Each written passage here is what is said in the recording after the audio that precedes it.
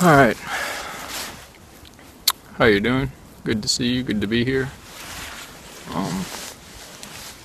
This is as much an update as it is an initial, you could say disclosure.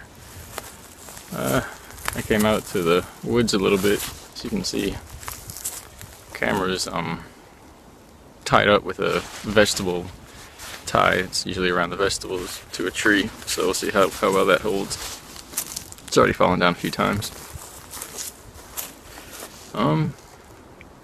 There's a lot to talk about, but only a few things really need to be said. The reason I began doing any of this, speaking to people about these issues, speaking about my experiences, it's because I was instructed to. I'm a little nervous now, even being on camera, even though I'm in the woods away from many distractions. I guess my mind is the biggest distraction.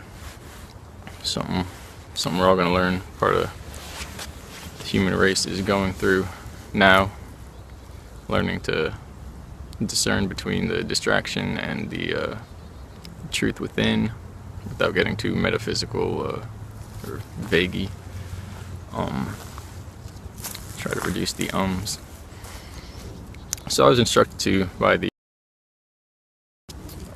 secret societies and what appears to be, by all means, a type of higher authority or council. And they interact between societies, between civilizations, and possibly times.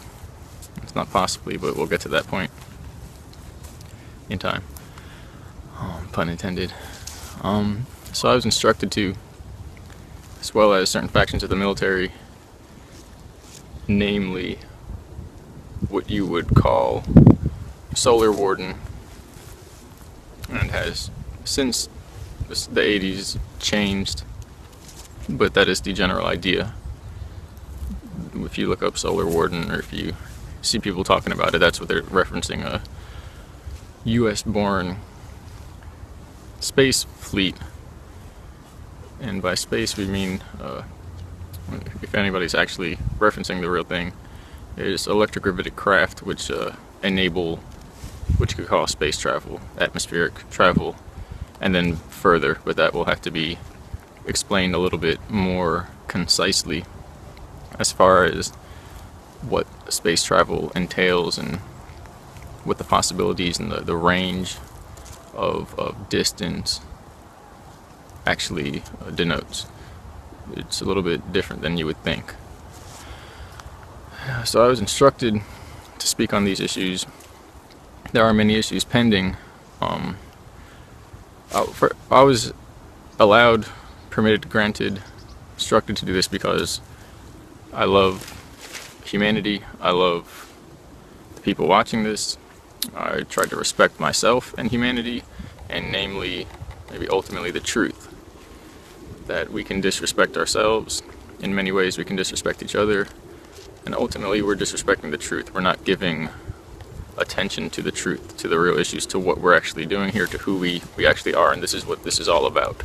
Respect, healing, love, unity, awareness, and the truth. And the truth is harsh in many ways, but that's also our adherence to accepting ignorance, to accepting lies. And so it's really not harsh. It's our behavior, our response to it, and what we've been led to believe before these events, before these disclosures, before these personal awakening or epiphanies begin to show us something different. Let's see if the camera will fall. I'll re-edit it if it does. So that was why I'm allowed to do this, because I'm not here to start a war. It's not about that. It doesn't mean there aren't pending issues. It doesn't mean some of these theories going around are complete BS. It also doesn't mean that they're accurate. If anything that causes fear, or is fear-based, or takes the power away from you to decide your own fate, chances are it's a form of controlled opposition, controlled disclosure, or disinformation, excuse me. And so I'm trying to think back to my notes because I don't have the computer because my roommate was being a little loud playing the video games, which is fine. But don't play too many games. Your mind will end up inside of a simulator versus interacting with reality and the people out here. And so that's why I believe I'm involved. They chose me, and there's thousands of other people. There's apparently over 1 million or more involved directly with what I was involved in. So I'm just the guy I'm the friggin' goat, because people do not enjoy being told these things. So I'm the guy that gets kicked in the nuts out here by 100 million people for telling the truth. But that's fine. We'll get through it in our own ways. And anytime there is dissonance or resistance to what's going on, as long as what's going on is more information and truth coming out, then it's something that has to be worked out within ourselves. So that's all part of the healing process. The resistance, the thrashing about at the first initial moments of waking up. And so there are issues, and it's namely about what humanity will become, about where this tech is going to go, where these events are going to take us, how we're going to spiritually evolve and mature in coming into awareness of what this place, this environment is, what this universe is and all, and what our minds are, and how everything, life at that point, from a biological standpoint, chemical, material, science, all the way up to these metaphysical concepts regarding consciousness, awareness, and the soul. And yeah. And so one good thing to say about that is there's a pretty interesting video. There's obviously former self-disclosure. Guys sitting around a table deciding how to decide certain things on, I guess, for the rest of the world in a TV show or something. And it was people aren't wearing enough hats. You can search that, you'll find the title. And they talked about why aren't people wearing enough hats or something like that, and then what is the meaning of life or the universe. And it was that one main discrepancy is that matter is energy, and there are many different types of energies in the universe that we can't see, some of which more or less, in so many words, relate to the soul. And it went on to say that the soul is not an automatic, it's not default. In essence, that every person that is born with the soul, or every person that lives has a soul. So the idea, and they went on, and it's interesting, and said a soul is formed through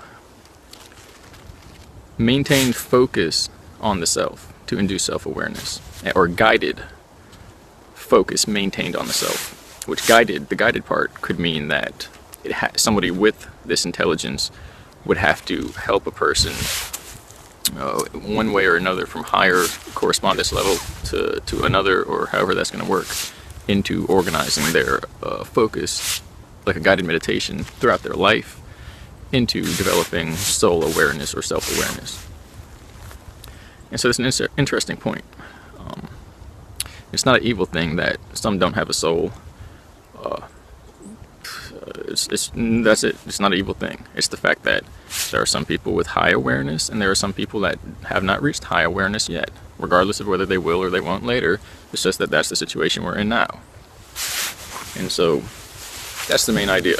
And so you could say a good portion of this is about helping initiate this guided focus maintained on self-awareness for the world, for as many people as possible. Then they went on to say that distraction, many people do not achieve that awareness because of distraction. Simple as that, because they get distracted at a bird, piece of candy, a TV show, whatever. And the scene ended in a pretty funny way if you want to look up that video. And so that's what's happening now. The main thing is that fear is the primary distraction. It is fear. When our emotions go one way or the other, and we have this imbalance based upon a dual spectrum, and we don't get to the point of realizing that duality is just perpendicular to another duality, and so on and so forth, until you get a trinity, which is then in motion and changing in flux. And until we find the center of that, just as we found the center of the single duality, the extremes, we're getting pushed around by the elements, by emotions, by the programming of the physical universe and the chemicals of the brain, rather than the observing immaterial force guiding that. And so the only way to get through fear is to embrace it, is to find that fear, whatever it is that's causing fear in a person, and to walk through it, to walk through the flames, to open the door to go past. So the higher awareness, the love, compassion, care, and these are different ideas. You know, our language is degraded. Love, compassion, and care doesn't always mean the same thing. You know, or love of one, love of something else, love of food. It's not the same love, but it's compressed into one word, and that reduces our expanse of the understanding of etymology and all these linguistic ability to express and translate, and it compresses something so vast into something so basic. But and just like care not necessarily meaning the care or worry or something like that, but the accuracy, the acuity, and the focused awareness. So those principles, that general idea, the higher awareness principle regarding those things, that is the key to open the door, to get behind fear. That is the whole point. Application, motivation, and willpower, that is the act of walking through the door. And so the whole situation with what's going on in the world is they're leading humanity to the door. You know, they being people. A lot of, there are beings out there. Of course there are. You know, you have, we're a form of an individual organism. We're made up of trillions of individual organisms within us, whether it's bacteria or a part of us like cells, and which is a corrupted word, cell. A lot of people look into etymology and the words magic and spelling and all that. They'll know what I'm talking about. You know, you're trapped in a cell. You don't live in a cell. But in the same way we're composed of that, well, this world out here is a living organism, and we're the individual units of consciousness for that. So at the very least, we're in a bigger organism. We're in a larger organism. Could there be larger versions of our individual unit consciousness that are way beyond our spectrum of awareness, consciousness, and all the rest? I'm going to come out here more often, by the way. It is extremely easy to expand my mind and talk about these topics without worrying about being interrupted. It's actually a freedom. It's freedom out here. That's why we got to protect the environment. It'll get technologically altered anyway, but at least, pick a side, whether you're gonna, however it's gonna end up.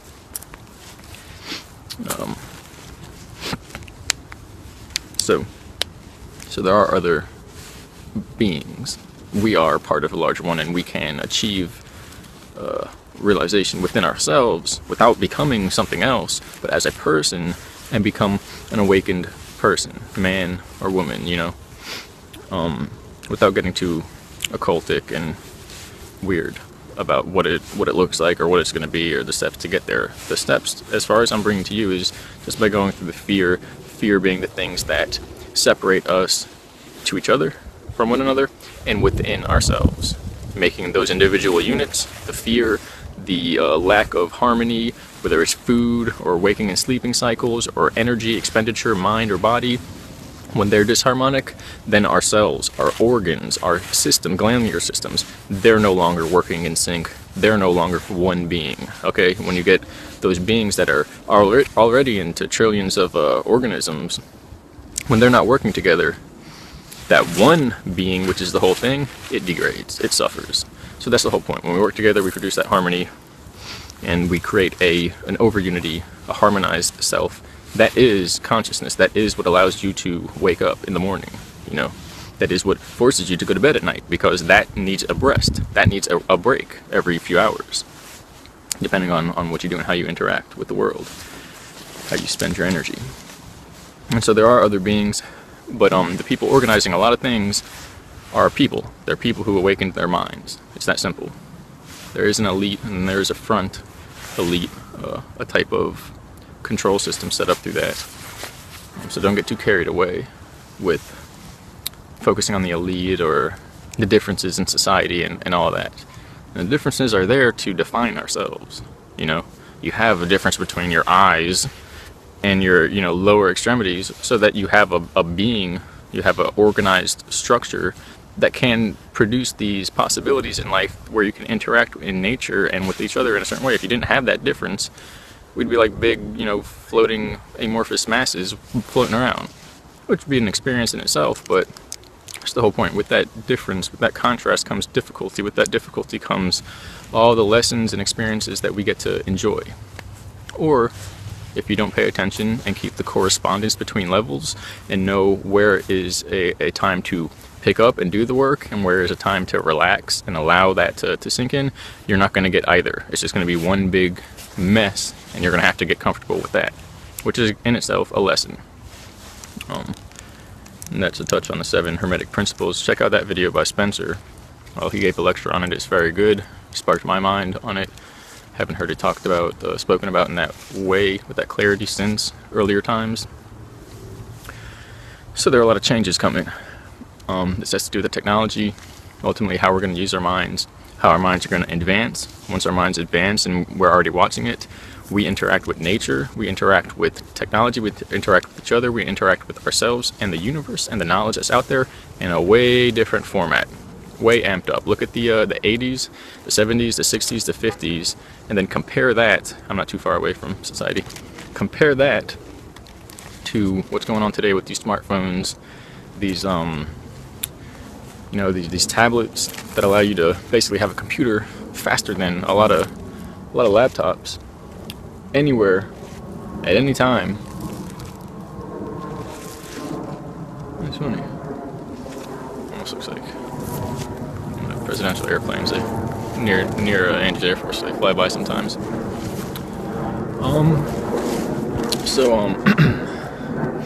We're highly advanced, especially in the past 40, 50 years. And imagine that what we have now is a degraded version, because at the time in the 40s and 50s and 60s, they developed an advanced version of these computer systems that has no delay. You pick the delay, you pick the limit of memory, RAM, and processing power, so that, you know, depending on what you need, you don't need to haul around something that can, you know, do a supercomputer's worth of information. And so, but those were all classified and brought out of public view, because it would, look how much things have changed in these short amount of years with just the reduced version of the power and the technology and awareness, the knowledge, the information processing power that has been released over time. It rocked everyone to the core. We're literally becoming a cyborg race. And I don't mean that through chips or neural interfaces yet, but if you spend more time talking to a device that then communicates with other people for you in a way, you're channeling through that, your mind is half on the computer, half in reality. And without the smartphones, without the computers, the TV took care of that. People spent, their minds were processing what you see out here is actually occurring in here. You're not actually interacting with what's out here. It's all a big projection system. There's a delay between the sensation actually occurring and the sensation, or the stimulus, and the sensation being felt in here. There's a little delay. In that delay, the brain makes a mirror image of what it perceives to be that sensation. And once the sensation goes in, and there's a delay, then there's a mirror image. That's when the observer inside, and the person in a trials or whatever it is, presses the button and says, I feel the response. We never actually feel the direct stimulus. It's a projection system. It's very clever. You couldn't get such an expanse experience if it wasn't. It would be like a basic calculator system versus a, you know, computer running a virtual box that you can test out software and make these environments in. We're basically running in simulated environments through a hologram within our heads. The idea is, if we see on a computer or a TV in earlier times, and what we're seeing in here is what's coming out of a screen, a device, well then that's where we are in here. We're in a device. So people have been merging with technology, cyborg existence, for many years now. That's how it worked.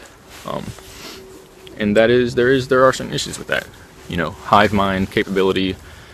All right, we're all in a hive mind, imagine, because we're in a biological morphogenic hive mind now. That's how DNA works. It's the, look up DNA as a quantum biological internet, Russian scientists theorized. That's the stuff from the 60s that they figured out, like, oh, well, you tweak this, you turn that, galactic consciousness, cosmic awareness. It's all frequencies.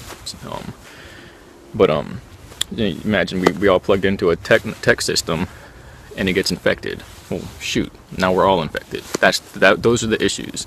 So a good point to bring up is that this is actually what's been happening for thousands of years. Our DNA is a biological internet that got infected. It got infected with a type of mind virus.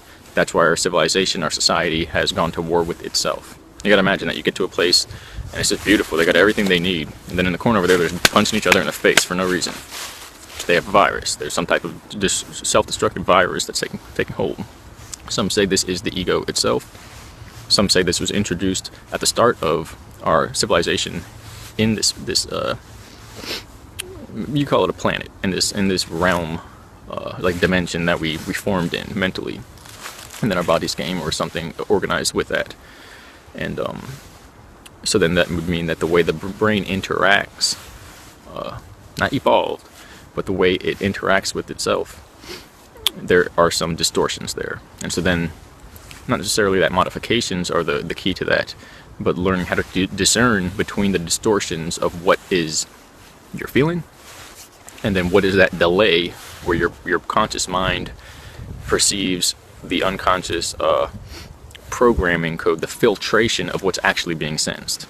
That's basically the process. You have to filter the filtration that's already occurring automatically and figure out what you're not perceiving properly, what you're missing, what your brain is blocking out from you seeing. The point is, somebody holds up something and everyone sees the same exact thing, then we're all bots, we're robots. In this world, our childhood, the way it's heavily related to trauma. This is why trauma is related to these systems. If you can handle trauma, you can handle the distortions and you can correct them. When we all develop trauma through our childhood, and so we all develop trauma, and so that causes us to distort the information that we are perceiving. It distorts our experiences, and in distorting the experiences, it distorts our relationships and our self-image, and thus the image that we project out into the world. So we have to get through that trauma. And the idea is it's not necessarily a traumatic, test or something like that.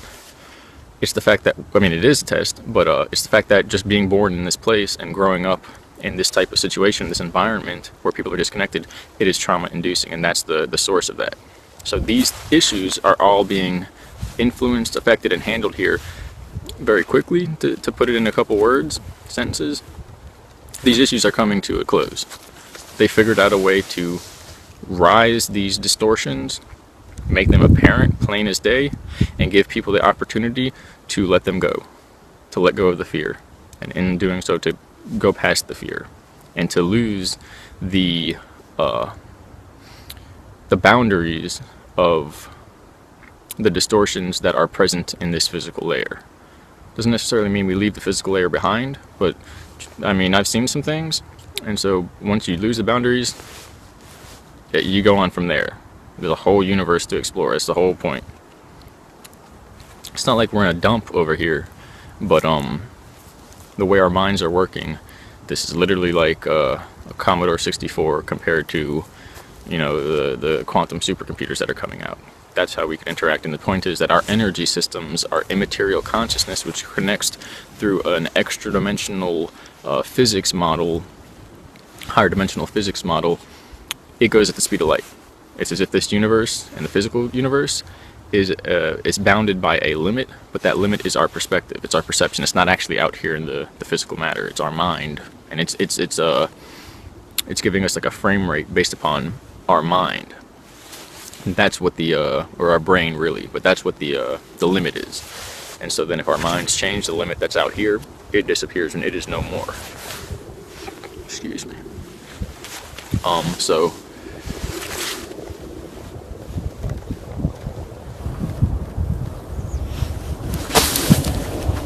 So yeah, there's a lot to be said, but you can't. You can, but you don't want to go you don't want to go from a Commodore 64 to a supercomputer if you're still regurgitating the distortions, the fear-based programming of the lower forms. That's not helpful at all. It's painful, and it's dangerous for others as well. A whole society doing that would revert to animalism. That's the point. So here's some of the basics. Getting a little chilly, sun's going down, setting sun. And trying to think back to my notes. Yeah, love and awareness, big change is coming. We have to come together in unity. Imagine we're all coming together because we don't want this system to ruin our height of spiritual maturity. Okay, well then come together in spiritual maturity. Come together in union to create spiritual maturity. Don't come together and burn stuff and break stuff down. That's part of a program. It's closing out. Everyone who takes part in this ritual of destruction, well, you're gonna be held responsible for that. That's how it works. This whole place is recording. Space itself is a kind of video camera tape recorder. That's literally what we're in. Nassim Haramein says, and this is a good saying, phrase maybe. Time is space memory. It's like space multiplied into itself, and within that concave, convex, fractal organization. Dan Winter talks about the fractal organization as well. Santos Bonacci talks about this a little bit, not too much, but he talks about a lot of the syncretism, I think, excuse me for that, and it all relates. It's as if within that fractal multiplication you get space referencing other space itself. So it's literally like it's time flowing out is memory. It's a spatial quantum temporal recording system. So that's what everything is. It's all measured through frequency and vibration. It's part of what the advanced technology allows. They figured out you could set up an area, a grid, and match the frequencies to another area somewhere else, and you could literally recreate that inside a grid, like a simulator. You can view certain areas and things like that. And then they got it real advanced so you could actually interact with it. Imagine that. If this was set up to match the frequency in your house on a screen, and yours is matching mine, we're matching the same one, therefore they're linked in space-time. And I said this in one of my earlier videos. This is how a lot of this information works, how a lot of the technology works. You wouldn't need to hide or do weird stuff or whatever if you had this type of technology. We could sit here and shake each other's hands, high-five each other. The space would be linked. So that means not just a delay and a channel goes up and then it's the illusion that we're communicating because we're on a flat screen. It means the atomic space, which atoms is one definition of what's actually here. It's really just energy. The atomic space would be folded together to the point where you touch that space, I touch that, we're touching each other. That's how it works. It's a form of teleportation, but more so, there's a specific word for it. It's basically it's like a shared meeting space. It's one of the pieces of technology that's used. So there's a whole bunch of stuff. There's other advanced tech which allows scalar tech, which allows for a mind interface for these computer systems, these intelligent systems. So, imagine again, your mind is the interface. You have dirty fingers and you're typing on a keyboard. You're not necessarily going to infect the computer, but you're going to infect the input devices. Imagine you have E. coli on your fingers. The next person that uses that, it's not a mind link. Well, they touch their face, they're going to get E. coli. So imagine now you have a mind interface computer. That's why these systems are protected. That's why the technology is protected. Imagine they went and gave this technology out as soon as they found it. Could you imagine what would happen? It might have been like the stories of a previous universe where it destroyed itself. That's what could have happened. And so then you get the ideas that this is basically a simulated version of what would happen had that didn't happen. And then you get to the idea that nothing's actually happening because it's all a simulator. You can't actually have the real thing because it's physical space. It all has to be programmed in order for it to work, which is interesting, but it's a little bit farther out there. Mainly if you achieve higher awareness, you see all the things that could happen in the possibilities because you can process all these possibilities, and so at that point, everything that could happen has already happened because you're viewing it, you're capable of viewing that in your mind. So the only way you have the happening that we call now linear time and physical space is if you chop out some of that, overmind and create a small portion, a virtual box of the brain that you experience a portion of what the whole of what you would know is, and in that way experience the essence of what you do know in a contrast to the whole sea of what could be known, which we basically, that's called life. That's what we call life, where we come here, we don't know things, and we learn things, and as we learn, it changes us. Well, if you knew everything already because you were an energetic construct, a soul, there would be no change, there would be no experience. That's the point. But you would also know everything. And this world would look like a game at that point. It would look like a little video game. You got to program in, and then you go in and experience things. So, 30 minutes. That's good. I love the energy out here. It's crazy. I'll have to make sure I put a scarf on first. I have them all in my bag right there. I was, yeah, I know how to wrap up with the scarf and all that stuff. I can just sit out here when it hits 20 degrees. I'm fine with this t-shirt and a $40 jacket like this. It's amazing. That's amazing to me. I can have a phone right there and record the video out here with enough battery, because these batteries are very good. The phone's very clear. And wrap up with cheap $40 hiking boots I've had for 2 years now, and they're starting to wear through, I'm not gonna lie, but I have another pair at the house for $40, $50, and those are like the upgraded version of these. It's crazy. And simple materials. And we did what earlier people in society, you know, well, I mean, technically we're not doing it too much, because they would do it all the time, building, you know, huts, or maybe the pilgrims, stuff like that. But anyone can do that. Anyone can become, you know, a free man on the land at this point. A little bit more complicated, but it's a beautiful thing. We have all this out here to experience, to get to know, to learn ourselves learn about ourselves through. And people are worrying about weird stuff, shopping, fighting each other over crazy stuff. All right, that's not an advancement. That's a sign of degradation. And it's all going to be handled. Put your star on the tree.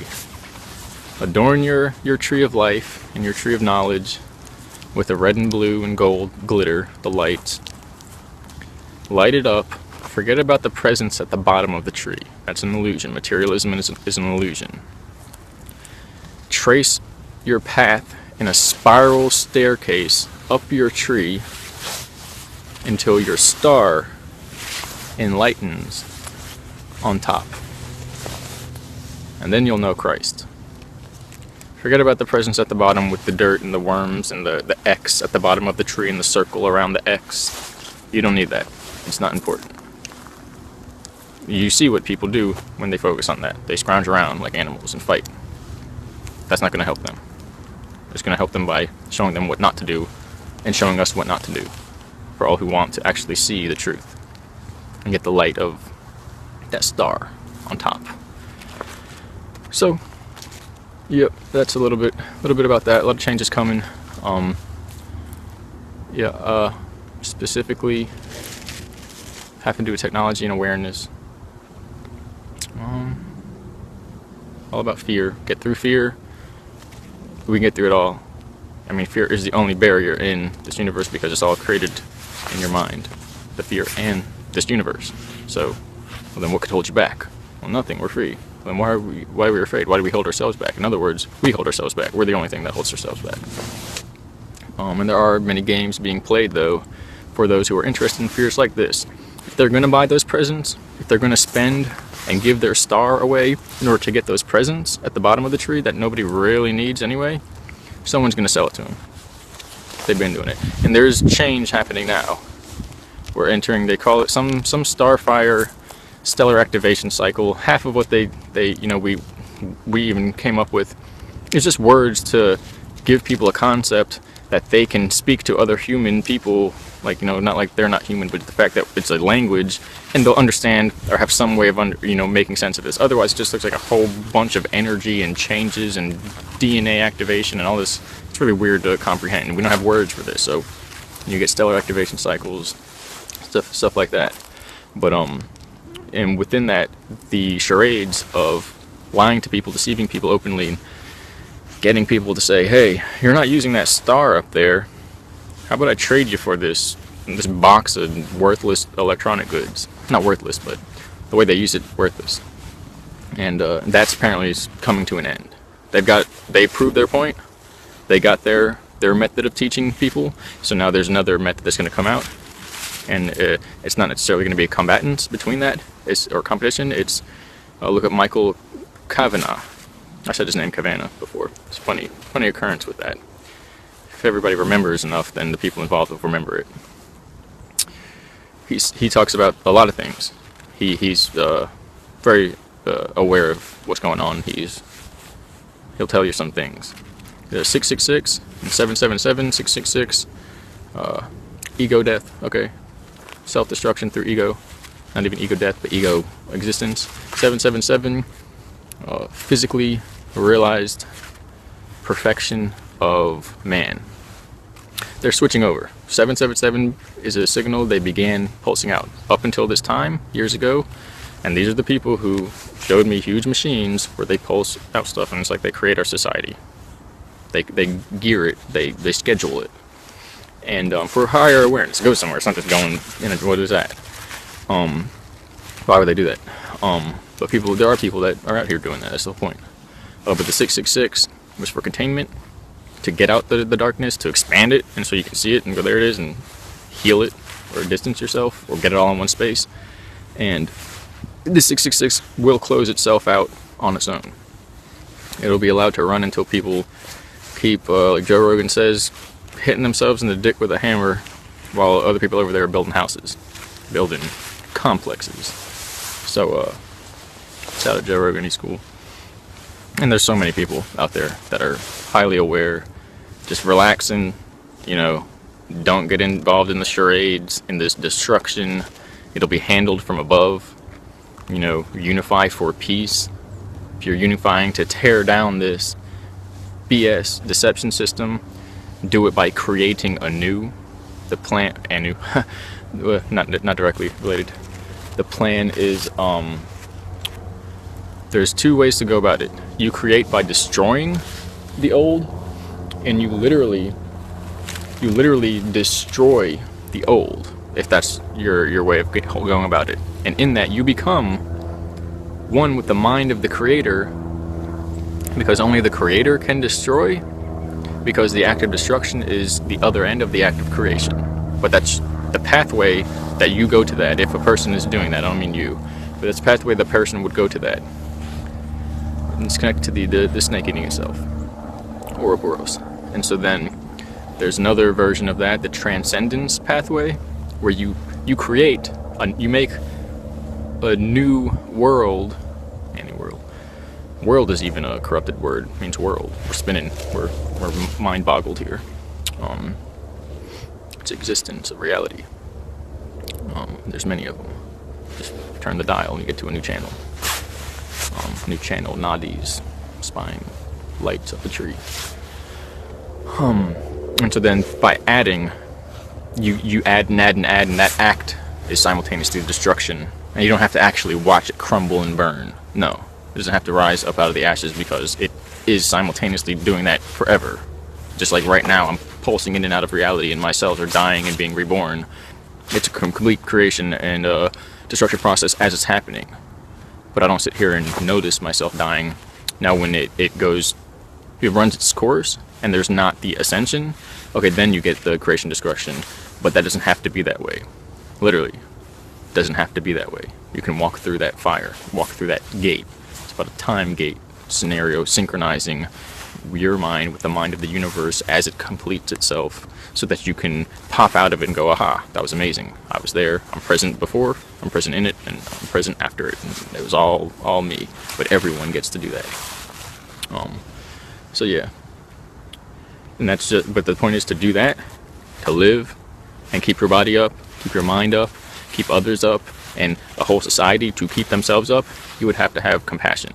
And with that compassion, you would have to have care of knowing where to discern and where to carefully interpret that contrast between planes and come up with the right responses and actions, instead of reacting like it's programming, like it's lower animal. That's a little bit. I can go on for hours. I'll probably write down, literally, honestly, I'll write down the topics. I had, I think, 10 or so before. They're not, I can't see them on the screen. I probably got most of them, at least 8, and then a little some of some other ones. It's 40 minutes in. I hope you enjoy it. Look up Devin Maggi. He's I had to say something. He's doing a lot of videos. The word etymology, everything's a metaphor. This situation right here, a tree growing at the ground, is a metaphor. A person that walks and talks and has eyes, 2 eyes, biopic, half-brained, bipolar. It's all metaphors. It's all metaphors. Everything is. And so he's breaking a lot of stuff down. It's really interesting. I don't agree with everything. I also don't know where exactly he got things from, but I have seen him before. I'll just say that. And it's going to open people's minds. The doorway's in there. You just need the key and the motivation to go. Alright, so thank you for watching. Enjoy the rest of your day and year and life, and we will definitely see more soon. Thank you.